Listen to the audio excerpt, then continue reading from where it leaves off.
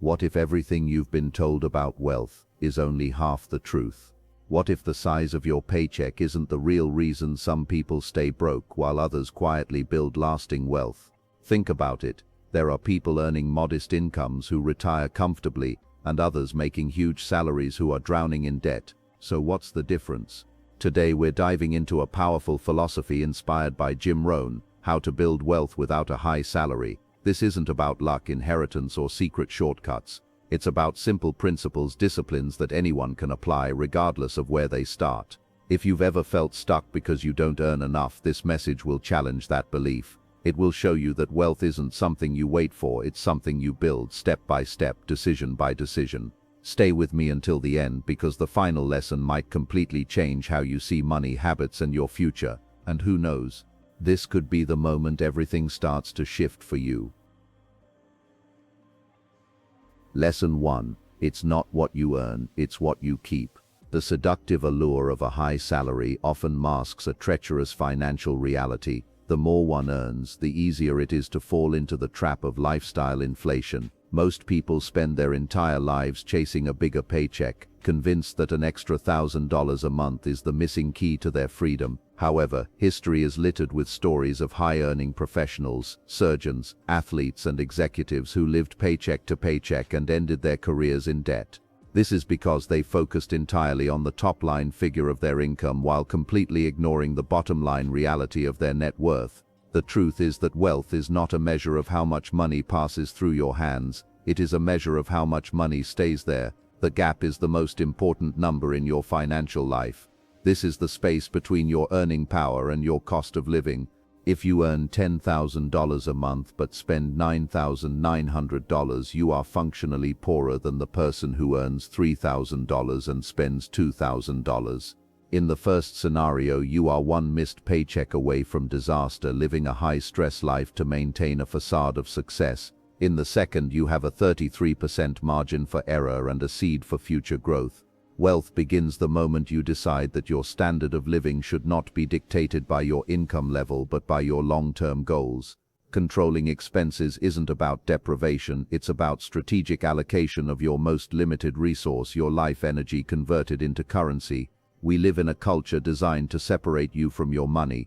Every advertisement and social media post is a psychological trigger intended to make you feel that what you have is insufficient. Resisting this requires a shift in perspective where you stop seeing money as something to be traded for stuff and start seeing it as something to be traded for time. When you keep a portion of what you earn, you are essentially buying back your future hours. Every dollar saved is a freedom fighter that can eventually work for you so that you don't have to work for it. This realization changes the way you look at a $50,000 car or a $5 daily latte.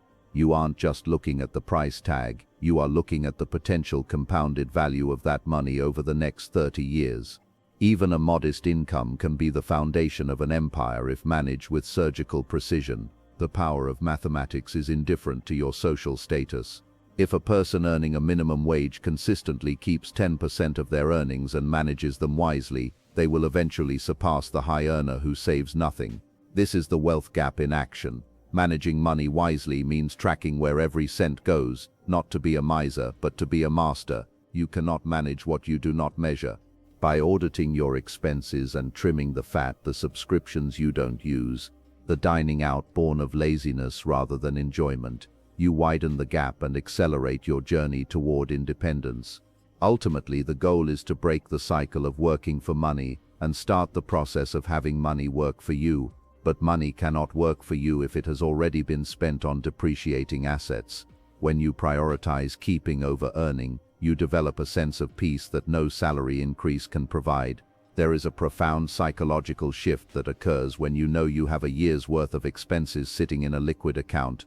You become more courageous in your career, more relaxed in your home life, and more strategic in your investments.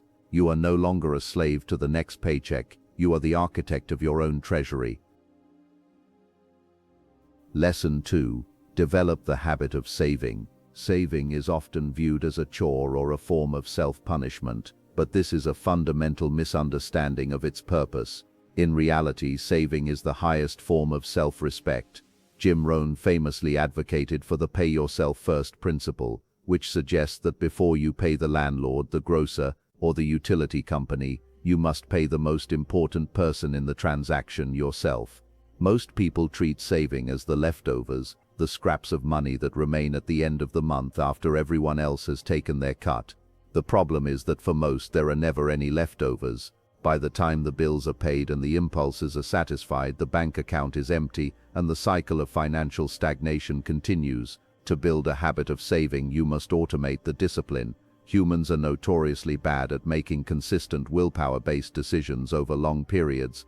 If you have to choose to save every single time you get paid, you will eventually fail because your emotions or an unexpected sale will get in the way. True financial mastery comes from removing the element of choice. By setting up an automatic transfer that moves a portion of your income into a separate account the moment it hits your bank, you adapt your lifestyle to the remaining balance. You learn to live on what is left, and surprisingly, you usually don't even miss the difference. The habit becomes invisible, and the growth becomes inevitable. The size of the initial amount is far less important than the regularity of the action. If you can only save $10 a week, save $10 a week. The objective in the beginning is not to accumulate a fortune, but to forge the character of a saver. You are training your brain to recognize that a portion of everything you earn is yours to keep forever. This discipline builds a psychological muscle. As your income increases, this muscle allows you to maintain your savings rate rather than succumbing to the temptation of spending more. A person who can't save $10 out of $100 will never be able to save $10,000 out of $100,000. The habit must precede the wealth. Discipline in saving serves as the bedrock for all future investment opportunities. You cannot take advantage of a once-in-a-lifetime investment if you have no capital. Luck, in a financial sense, is often defined as the intersection of opportunity and prepared liquidity. When the stock market dips, when a piece of real estate becomes available at a discount, or when a friend starts a promising business, the saver is the only one who can play the game. Everyone else is a spectator, watching the wealthy get wealthier while they remain stuck because they spent their seed money on bread. Saving gives you the power to pivot when life offers you a chance to leap. Furthermore, the habit of saving creates an internal sense of security that changes how you interact with the world. When you have a growing pile of capital, you no longer act from a place of desperation. You don't have to stay in a toxic job because you're afraid of missing one mortgage payment. You don't have to take the first mediocre deal that comes your way. Saving buys you the most valuable commodity on earth: options. It is the foundation upon which you can build a life of intention rather than a life of reaction. Every dollar you tuck away is a brick in a fortress that protects you from the storms of the economy and the whims of fate. Lesson 3. Invest in self-education. It is a startling but undeniable truth that your bank account is a lagging indicator of your personal development. Jim Rohn once said, "Work harder on yourself than you do on your job." This isn't just a motivational platitude, it is a hard economic law. Your income is directly proportional to the value you bring to the marketplace. If you want to earn more, you must become more. Many people spend thousands of dollars on physical assets that depreciate the moment they are purchased, yet they hesitate to spend a fraction of that on a book or a course that could permanently increase their earning potential. Self-education is the only investment with a guaranteed return and zero risk of theft or bankruptcy. Knowledge compounds in a way that mirrors financial interest, but often at a much higher velocity.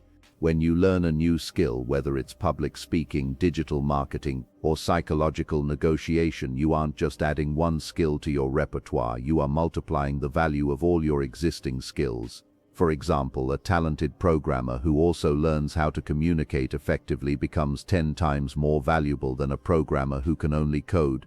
This skill stacking is the secret weapon of the world's most successful people. Each piece of information you acquire becomes a tool in your belt, allowing you to solve more complex problems for more people, which is the ultimate formula for wealth. The shift from traditional schooling to self-education is where true wisdom begins. Standard education will make you a living, but self-education will make you a fortune. In the modern world, information is everywhere, but the discipline to curate and consume high-quality information is rare.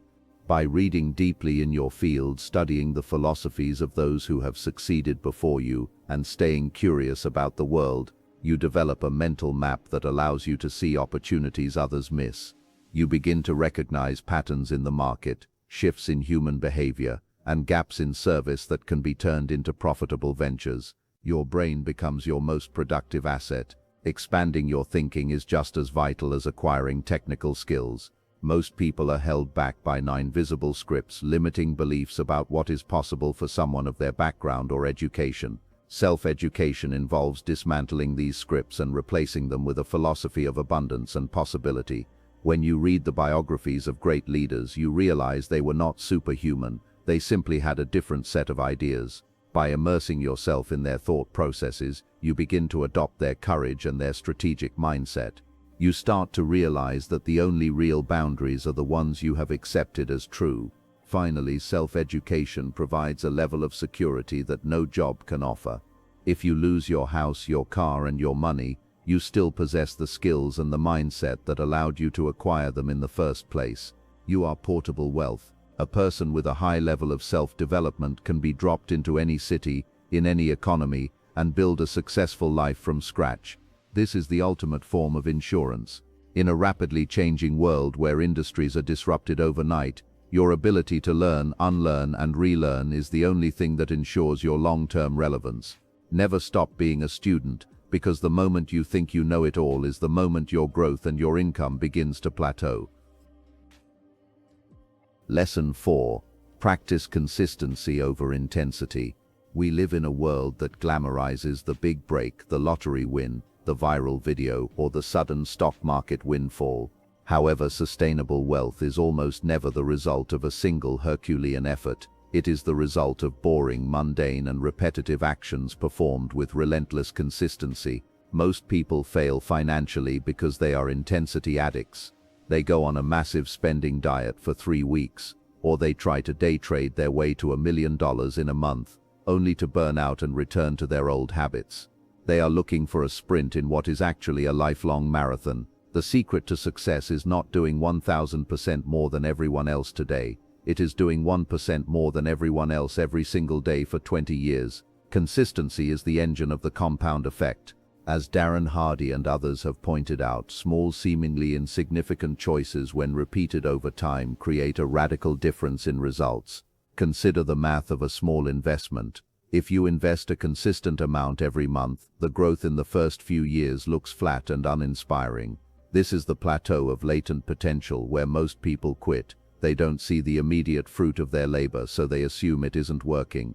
However, if they stayed consistent, they would eventually hit the elbow of the curve where the growth becomes vertical. Wealth isn't built in the moments of excitement, it's built in the long, quiet years of staying the course. The danger of intensity is that it is often fueled by emotion, and emotions are volatile. When you are feeling inspired, it's easy to save and work hard. But what happens when you are tired, bored, or discouraged? If your financial plan relies on intensity, it will crumble the moment your mood shifts. Consistency, on the other hand, is a function of system and routine. By making smart financial moves a non-negotiable part of your daily existence, like brushing your teeth, you bypass the need for motivation. You don't need to feel like saving money if it happens automatically. You don't need to feel like reading for 30 minutes if it's a scheduled habit. Systems outperform willpower every time. This principle also applies to the way you manage your career and business. You don't build a reputation for excellence by doing one great project. You build it by showing up and delivering quality work day after day, year after year. Trust is built through consistency. Clients, employers, and partners want to work with someone they can rely on. By being the person who consistently produces, you become the person who is consistently promoted and rewarded. In the marketplace, reliability is a rare and expensive commodity. When you combine consistent professional growth with consistent financial management, you create an unstoppable upward trajectory that is immune to temporary setbacks. Ultimately, practicing consistency over intensity requires a high degree of patience and a long-term time horizon. You have to be willing to be unsuccessful for a long time in order to be massively successful later. Most people cannot handle the delayed gratification required for this process. They want the reward now, even if it means sacrificing the future. But if you can master the art of the daily discipline, the small savings, the daily learning, the steady work, you will find that the sudden success everyone else envies was actually decades in the making. You don't need to move mountains today, you just need to move one stone every day without fail. Lesson 5. Change your philosophy about money. Your financial life is an outward manifestation of your internal philosophy. If you view money as a scarce resource that is only available to the lucky or the corrupt, your brain will unconsciously look for evidence to support that belief, and you will miss the opportunities right in front of you. Philosophy is the filter through which you see the world. If the filter is dirty, the world looks dark. To change your bank account, you must first change your mind. You must move from a consumer philosophy which asks how much can I get, to a producer philosophy which asks how much value can I create. Money is simply a neutral tool that flows toward value. Many people harbor a deep-seated subconscious resentment toward wealth. They believe that for someone to be rich, someone else must be poor. This zero-sum mindset is one of the most destructive barriers to financial freedom. In a modern economy, wealth is created through innovation, service, and efficiency. When you realize that money is a certificate of appreciation for service rendered, your goal shifts. Instead of trying to get money, you focus on how you can serve more people more effectively. This shift in philosophy removes the guilt associated with wealth and replaces it with a sense of mission. You aren't just accumulating digits in a bank account, you are expanding your capacity to contribute. Another crucial philosophical shift is the transition from linear income thinking to residual income thinking. Most people are raised to believe that the only way to make money is to trade time for it. This is the philosophy of the employee. While there is dignity in work, there is a physical limit to how much time you have. A wealthy philosophy recognizes that you must eventually decouple your income from your time. You do this by creating or buying assets, businesses, real estate, stocks, or intellectual property that generate income while you sleep. When you stop asking what job can I get, and start asking what asset can I build, you have officially joined the ranks of the financially free. You must also adopt a philosophy of personal responsibility.